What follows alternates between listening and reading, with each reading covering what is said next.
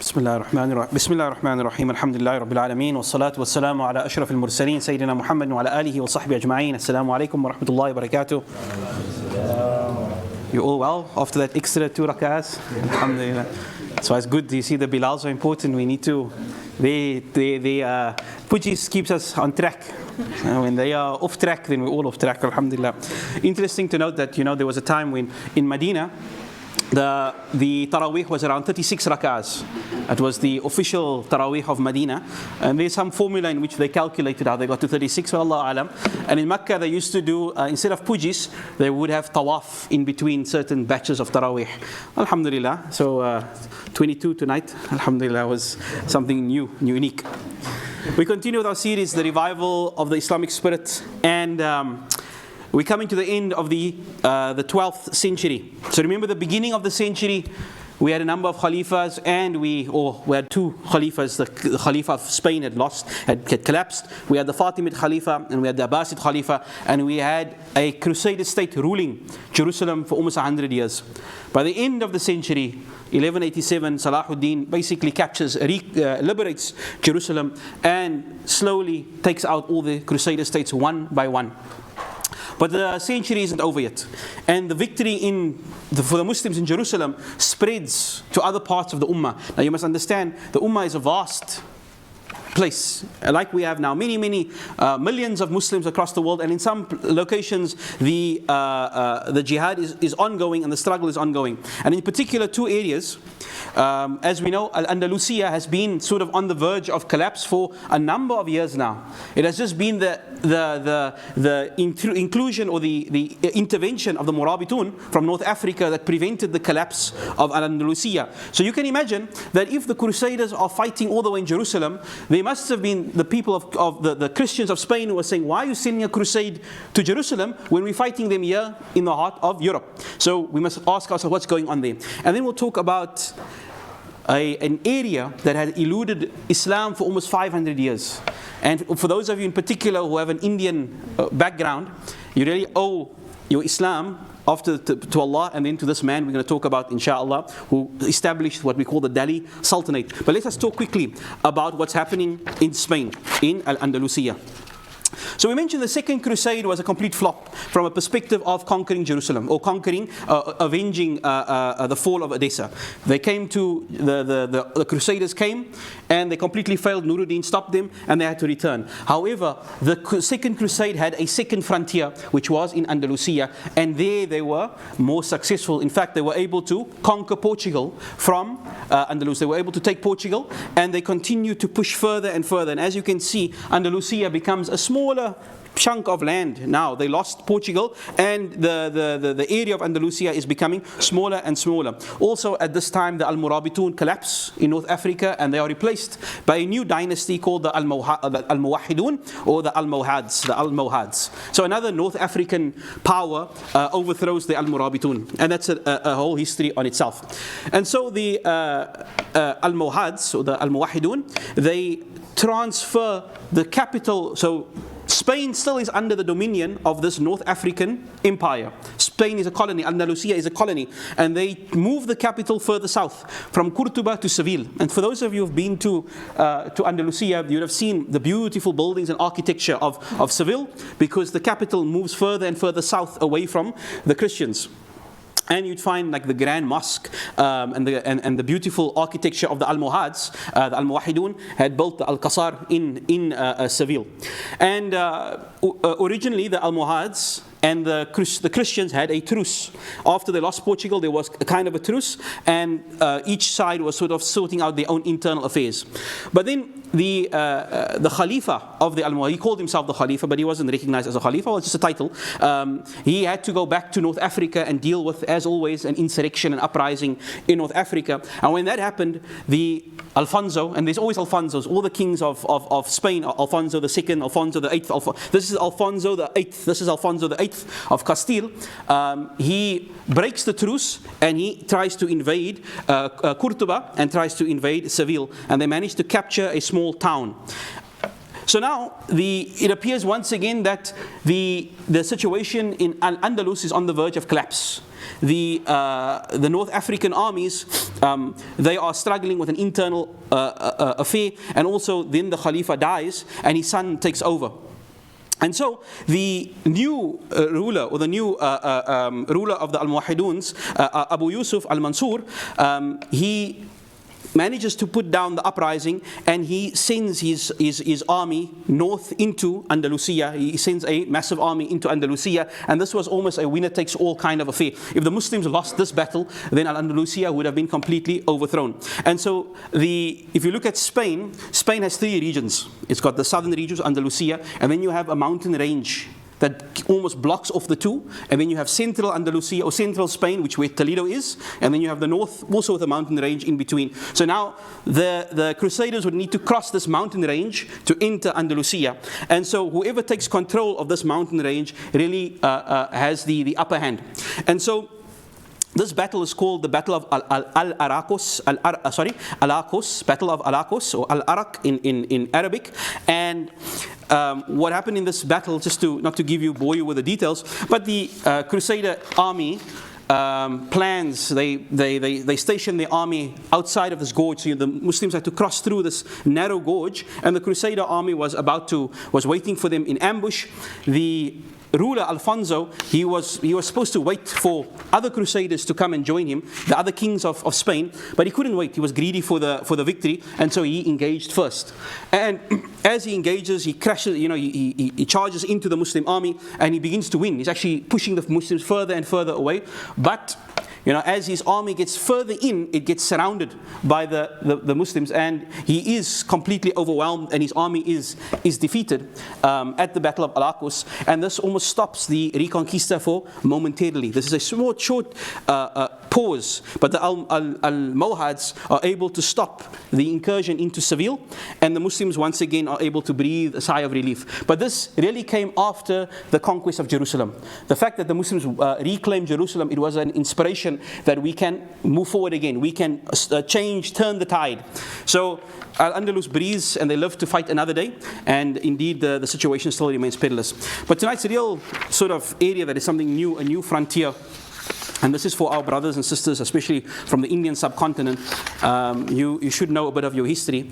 Islam in India today, basically almost a quarter or 1/3 of the Muslim Ummah from the Indian subcontinent. The subcontinent, we're talking Bangladesh, Pakistan, India, and of course throughout the world, all our brothers and sisters with the Indian heritage, we're all somehow connected in that way. 1/3 of the Muslim Ummah hails from that region of the world. And surprisingly, when did Islam land there? Very quickly. Islam arrived in the time of Sayyidina Umar already. From the time of Sayyidina Umar, they arrived in Pakistan. The Muslims arrived in Pakistan, and they established a small stronghold in West Pakistan. It's called Baluchistan, and that's basically where they stopped for a while. The Sahaba didn't go further in because obviously they knew this region was a highly populated area. It had a long history, and they had very powerful Hindu kingdoms, and the Muslims were not keen to engage much further. Then, of course, the Umayyads come into power, and the Umayyads, their favorite thing to do is conquest. And as we said, Al-Walid was that ruler who was able to conquer Spain and the rest of Pakistan at the same time in the same year. He's watching he's like chessboard, and he's getting news of Tariq ibn Ziyad conquering all of Iberia, and his general Muhammad ibn Qasim conquering the rest, going deeper into the subcontinent. And all of Pakistan is basically conquered by the Umayyads, and they are unable, however, they're not able to enter into what we have mainland India today. They were not able to cross over from the Indus River into India because there is these massive Hindu kingdoms that are well structured, and they're called the Rajputs. They have been for 500 years, Islam is not really able to penetrate into this land. And to think about it, Islam is in Spain for 500 years, but not in India. At that time, there were more Muslims in Spain than there were in India. It's strange to think about. As of today, you'd have almost thought India has been Muslim since the time of Nabi Adam, right? But it wasn't the case. It was really a frontier kind of land.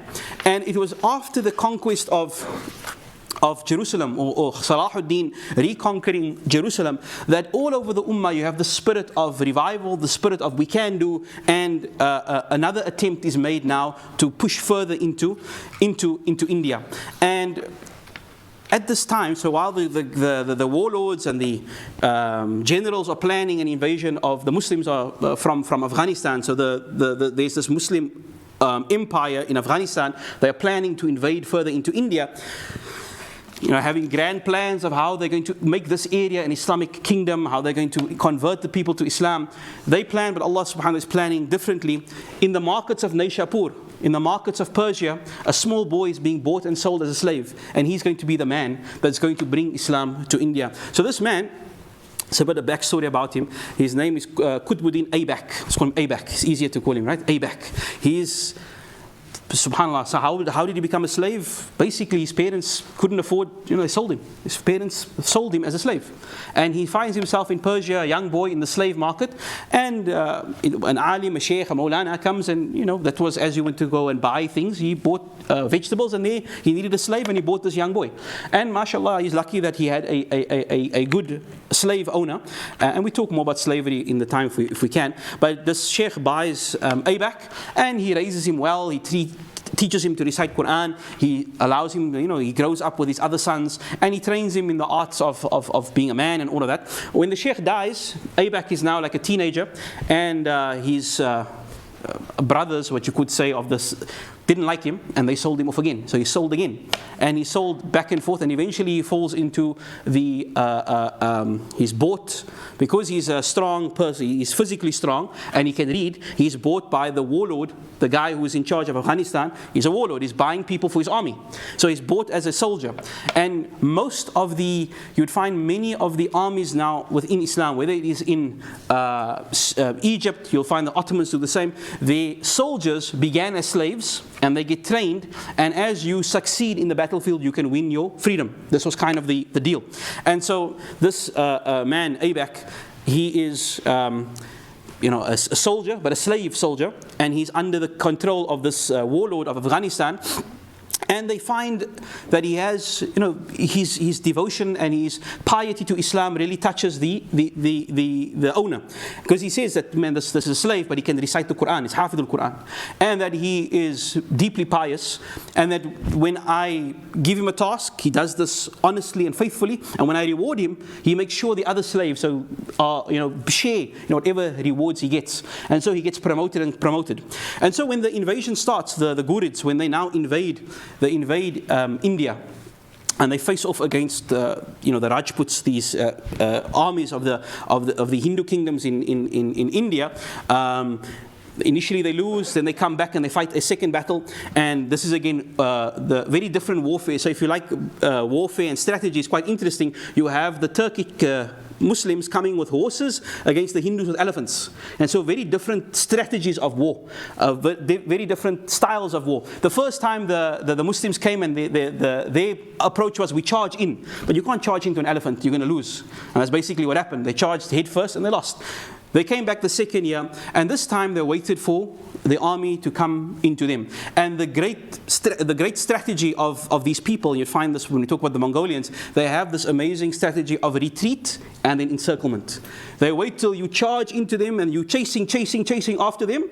And obviously a horse runs a lot faster than an elephant. So you keep letting the elephant chase you until he's exhausted. You turn around and you encircle them, and that's how you crush the army. And so this was the strategy they used. And at a battle called the Battle of Taraweeg, the Muslims, 1192, this is like 5 years after Jerusalem was conquered, were recaptured by Salahuddin, the Rajput kingdoms lose. And with that, with the fall of the Rajput kingdoms, the Muslims now enter, in mass into India.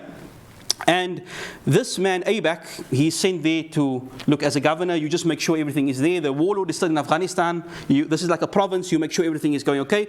The governor, the warlord dies, and there's a civil war. As you would know, this is the normal trig of events. The leader dies, brothers fight and kill one another. So Aybak, a slave, is left alone in this region. He's left completely alone, without support, and he is sort of in charge of a Hindu kingdom with a small contingent of Muslims, and he needs to strategize and rebuild basically all on his own. And he chooses Delhi.